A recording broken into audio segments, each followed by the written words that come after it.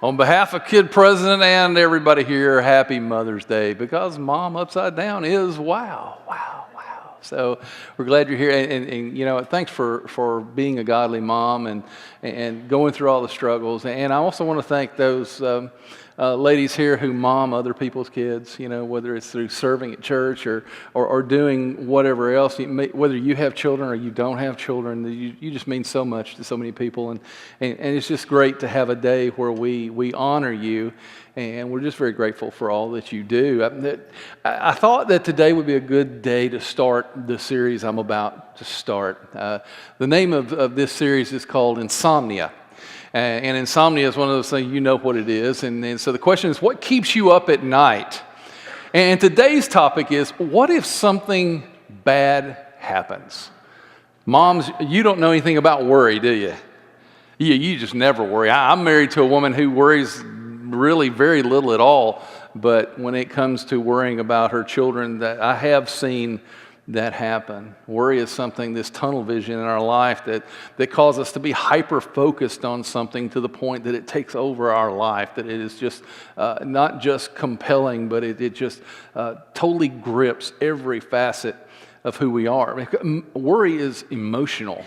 It is something that comes to the deepest parts of who we are, and Jesus, in the story we're going to share today, reveals the source of worry. And the source of this worry is our devotion. See, the reality is, see if I can get this to work, all worry is driven by our devotion. You know, what we love most are the things that we will worry about most likely. And I'm going to share something with you that if you do like me, you're probably going to like me less for sharing this with you, but it's a reality. I don't worry about your job. I don't, ever. And I don't worry about your kids' grades. I just don't. Now, if you're out of a job, and I've had friends out of a job, I'm going to be concerned, and I'm going to pray about it. I'll pray with you. I'll pray for you. I'll do whatever I can. If your kids are struggling, I mean, you got a kid failing 11th grade, and you're worried about it, I'll be concerned about it. But do I worry about those things? No, I don't. I don't worry about your retirement. I hope that someday you'll have your retirement dream come true. My retirement dream is to retire to Belize and sell bananas on the seashore. I mean, that just seems like the great life, right?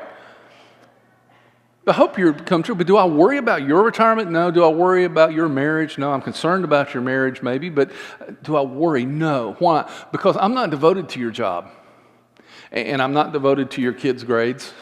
Love your kids, most of them. And I'm not devoted to your retirement. I hope you retire. I'm not devoted to your marriage, although I hope you have everything God plans for you in marriage. The reality is the only things that I worry about are the things that I am devoted to that affect me. Because worry drills down to our deepest devotions, our core devotions, and our core values. So, what we're going to talk about this morning, just to kick off the idea of worry, over the next 4 weeks we're going to talk about specific worries. But this morning I want to talk about Jesus in his first sermon. And as he's sitting and teaching this large group of people, he's teaching a group of people who are worried. They're worried about a variety of things, many of which we don't even consider nowadays, usually. These are people who are worried about very basic things in their life. And so what he's doing is he's saying, let me identify worry. Let's talk about some things that will help you understand the magnitude of worry and whether your worry is important or not. And then I'm going to give you the solution to worry. And that's what he does in the 6th chapter of the book of Matthew. And he starts in a very unique way.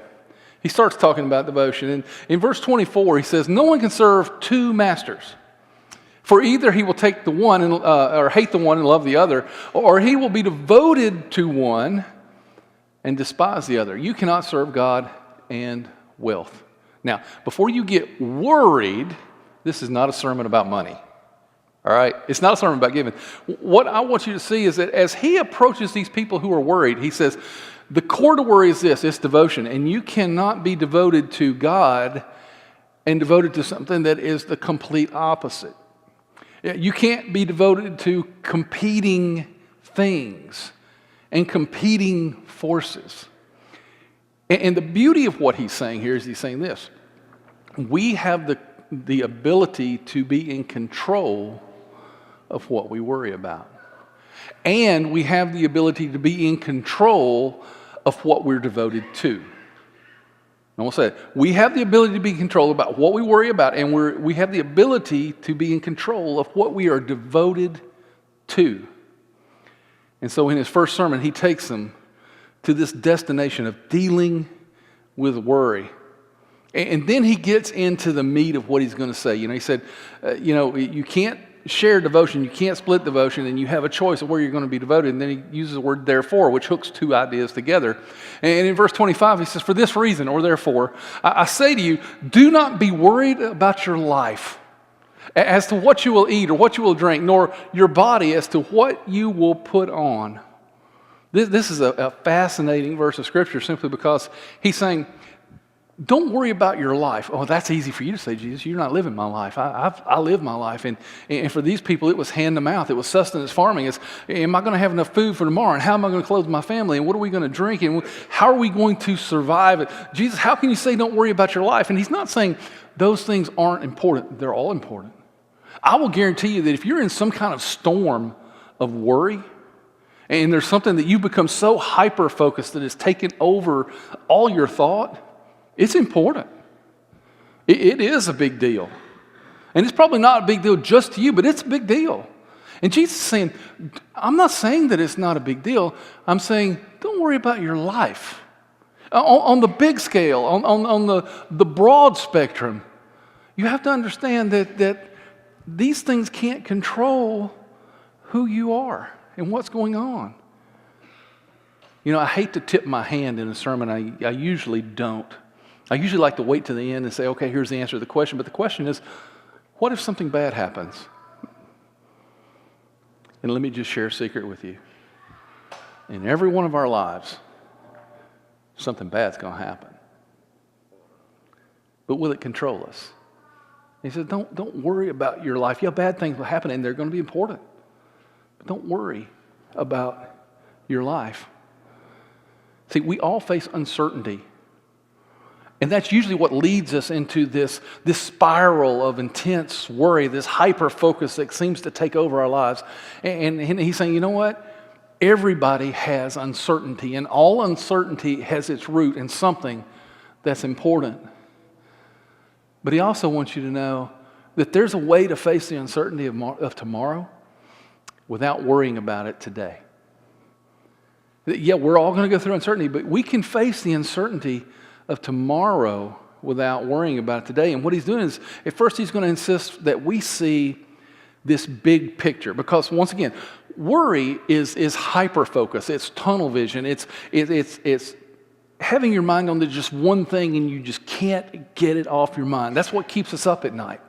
That's what the insomnia is about. I'm notorious for being up at night with my mind racing about so many things. Not all of them will worry. But as he goes on in verse 25, he says this, is not life more than food and the body more than clothing? And what he's asking is he's saying, isn't your life broader? Isn't your life more? Isn't your life bigger than that one thing that you're worrying about? If you're worrying about your retirement, are there other things in your life? Isn't your life really more than that? If you're worrying about your children, I know you love your children, but aren't you more than just a dad, and aren't you more than just a mom? Isn't life bigger than that? In your marriage, aren't you more than a husband? Aren't you more than a wife? Isn't life as a whole bigger than that? Now, what you're worrying about is important, but he says, isn't your life more than that? On the big scale, isn't it more than your job? Isn't it more than your retirement? Isn't it more than your health? Isn't it more than your marriage? Isn't it more than your finances? Is what you're worrying about, isn't your life bigger than that? And he wants us to pull back and look at the entirety of life. And as he talks to these people, they were worried about what they were going to eat. They were worried about what they were going to wear. They were worried about what they were going to drink. They were worried about if they were going to live to the next day. He said, but isn't your life bigger than that? And so the next thing he does is it seems like it's a little bit insensitive. In verse 26, he says, Look at the birds of the air. And we're going to stop here and hold the slide up like we did in the first. When I read this, I'm thinking about this group of people, and they're hungry and they're thirsty and they're worried about all kinds of things. And he says, hey, look at the birds. Dude, I don't have time to look at the birds. In the life that we live in today, look at the birds, really? I mean, I've got to do the laundry, and I've got to help my kid with their homework, and I've got to take care of the needs of husband or wife, and I've got a job, and I'm worried about my retirement, and I'm worried about my finances, and somehow, some way, I've got to make a living. You want me to look at birds? Are you kidding me? And I can just imagine Jesus listening to our argument and saying, are you done now? Look at the birds of the air. They do not sow. They don't reap. They don't gather into barns. And yet your Heavenly Father feeds them. So watch the birds. It's amazing how birds work. They just fly around. And they'll fly around, and then all of a sudden they'll feel a little cool, and they'll think, I think I'll fly south. And they do. And they don't even know why. And they're flying south, and they look down on the ground, and there's a piece of string. And they think, man, that would make a great tree fort. And so they get a piece of string, they pick it up, and they go make a tree fort. And they're in the middle of making a tree fort, and they probably think to themselves, didn't I do this last year? They don't have retirement. They're not worried about what college they're going to get into. They're not worried about whether the girl across the lunchroom likes them. They're not worried about whether they'll get married or get married again. They're not worried about any of those things. They just exist. And what he's saying is I know what's going on with you is important. But why don't you look at them? They don't even try. And then he says this, are you not worth much more than they? I mean, think about this. He's saying, these birds don't even try. Aren't you worth more than a bird? I mean, let's think about that for just a minute.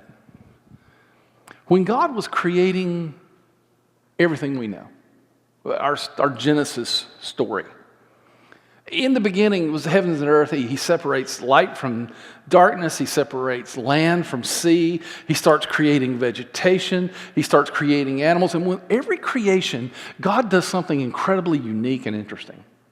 He backs away and he says, it's good. Until he creates us, mankind.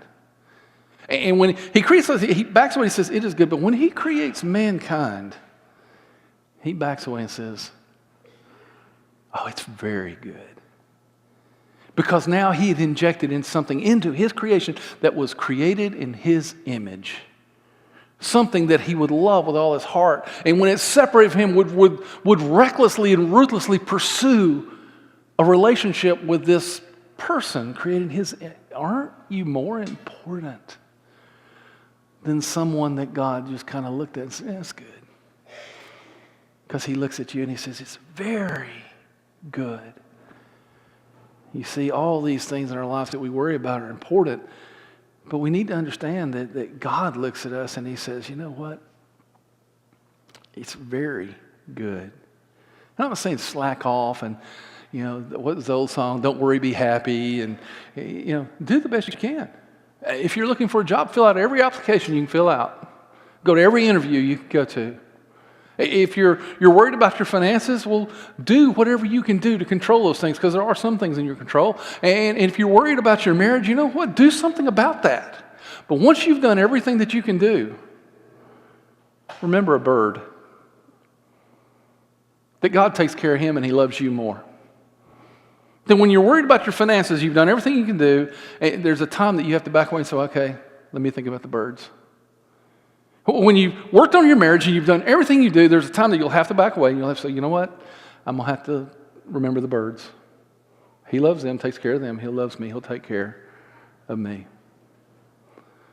And then he goes on and he gives us one of the most haunting truths that's very difficult, especially for people like me, to really believe. Verse 27, he says, and who of you, by worrying, or by being worried can add a single hour to his life. He's saying, you know what, here's the deal. You can't be devoted to two things, and so your devotion's what drives you. And you know what? Your life's bigger than individual things. And you remember the birds, that God takes care of them, he'll take care of you. And he says this, control is an illusion. That there are a lot of things in this life that we have a micro piece of control over, but the reality is that much of our lives are out of our control.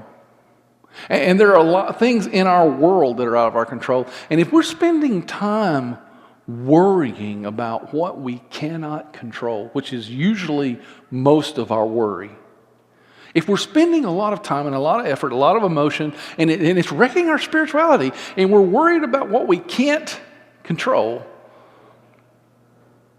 he's saying you need to back away from that and see the big picture. Because there are things in your life that you absolutely cannot control. Can you, by worrying about something today, make it better today? And can you, by worrying about something right now, create certainty in your life in that area right now? And if God loves me and I've done all that I can do, here's the big question. Can I trust him to take care of it if I can't? And that's what, who by worrying can add 1 hour to your life? At some point, you have to back up and say, God, I'm going to trust you. Because, see, you cannot stop worrying by trying to stop worrying. Have you ever tried to go to sleep by trying to go to sleep? Have you ever done that? And once again, I'm the guy that doesn't sleep, and a lot of times I'll wake up, my mind's racing. And so not long ago, I wake up, my mind's racing, I can't get things off my mind. And so what I do is I do the old remedy. I said, someone told me that if I counted sheep, that I would fall asleep. And you know what happened? I found out how far I could count without getting totally bored. And I was so tired I don't remember the number. You see, you can't fall asleep by trying to fall asleep. That's miserable. And you know what? You can't stop worrying by trying to stop worrying. And so there's some things we need to know about it. And the first thing is in verse 30 and 30 through 32, Jesus shares this. He says, you have little faith. Now he's getting a little insulting. He's challenging him a little bit. He says, do not worry then, saying, what will we eat? Or what will we drink? Or what will we wear for clothing? And then look at this next statement. For the Gentiles eagerly worry about all these things. Now he's about to make it personal here, because here's what he's saying. He's saying, I know you worry about stuff, and I know what you worry about is important. It's important to you, and it's important to God most of the time. And I know that you're going through all of this, but did you know that you have friends and acquaintances, that you work arm in arm with people who aren't believers, who don't know God? You know they worry about the same things. They worry about their jobs, and they worry about their finances, and they worry about their marriages, they worry about their children, they worry about their family, they worry about their retirement, they worry about all those things you worry about. They worry about those too. There's nothing that's unique to you. But the funny thing is that we worry like they do.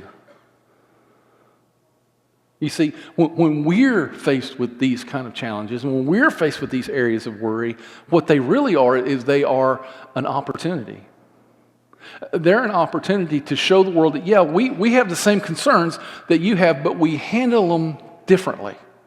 That we respond to these things differently. We have the opportunity to show people how we will not allow ourselves to be hyper-focused when we're in times of trouble. Excuse me. A great example of this, several years ago when I was working with AT&T, I was in a group of 12 managers, and they were having a layoff, and one of us was going to lose our job. And I had lost my job before, and that was no fun at all, and I was truly, truly concerned about that.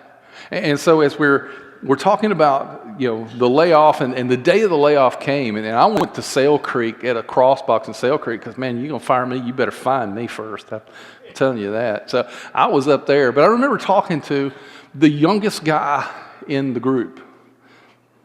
by all rights, he probably would be the one who would be let go. He wasn't, but by all rights, he would. And you would have thought he had been nervous. And I remember trying to invite him into my misery. It's like, man, I tell you what, man, today's the day. They're gonna do this. They're gonna make this cut. I said, I don't know. I don't know how it's going. I'm kind of concerned. And I remember him looking at me and saying this: God has taken care of me for 34 years, and He will take care of me tomorrow. Oh, Joy, you idiot. You're supposed to be the Christian. You're supposed to be the one who's the big brother. You're supposed to be the one that's leading. And here you are wringing your hands. And this little young guy looks at you and says, you know what? God's bigger than this. And see, we have a great opportunity. And some of you might be saying, you know what, God, I know that this is my opportunity and the thing I'm worrying about, this is it. But could I have a different one? I mean, I hear that there are people who win the lottery and it ruins their life. I would like to do that and it not ruin my life so I could show people Jesus. Could I have that challenge? But you know, whatever you're worrying about, man, that's your opportunity.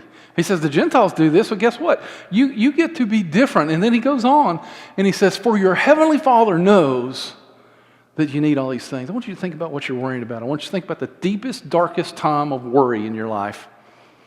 And I want you to imagine an angel from heaven. That as you're lying in bed and you can't sleep, you're tossing and turning, you can't get off your mind. This angel, and you know who they are, you know it's an angel, you know it's from God, and they sit beside your bed and they say this: Psst, God knows.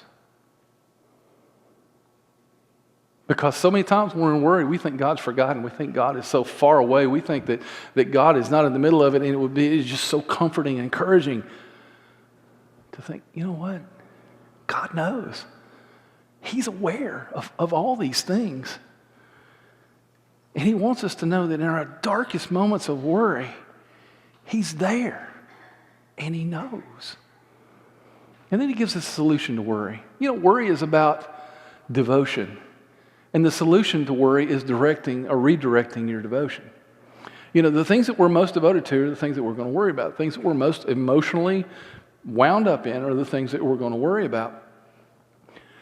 And so in verse 33, he goes on to say this. He says, but seek first, what? Change your devotion, change the direction of your devotion. Seek first His kingdom and His righteousness, and all these things will be added to you. First. You know, we spend most of our time worrying about the wrong things. And he says, you know what? It's okay to be devoted to something. It's okay to be focused on something. But what you need to do, if you want the solution to your worry, back away from this and be devoted to God's agenda in your life. Be the kind of person that backs up and says, you know what? I've worried about this long enough, and I have control over what I worry about. I have control over what I'm devoted to. And because I have that kind of control, what I want to do, God, is I want to back away and I'm going to say, you know what? You can handle this. Whatever you want to happen in my life is what I want to happen. Whatever you want to do with this situation, I trust you and I'm okay with it. And I know there have been times in my life that I've done that. And I can tell you, it's freeing. It's encouraging. It does solve worry. And most of the time, it turned out pretty good. You know, when Jesus is teaching His disciples to pray earlier in this same chapter, He said, our Father who art in heaven, hallowed be thy name. Your kingdom come. Your will be done on earth, in my little plot of dirt, in this world that I live in this little acre, my little half acre that I've squatted in, on earth, as it is in heaven. You know what, God, I tell you what, my devotion is going to be redirected from this thing I'm worried about to making sure that your will happens in my life. And in verse 34, he goes on and he answers the question. Do not worry about tomorrow, for tomorrow will take care of itself. Each day has enough trouble of its own. If you're worried if something bad's going to happen, it's going to happen. Bad things happen all the time. And they're going to happen in everybody's life. It's not whether or not they're going to happen. It's how we're going to deal with it and whether or not we have the courage and the faith to hand them to God. I want to leave you on an encouraging note.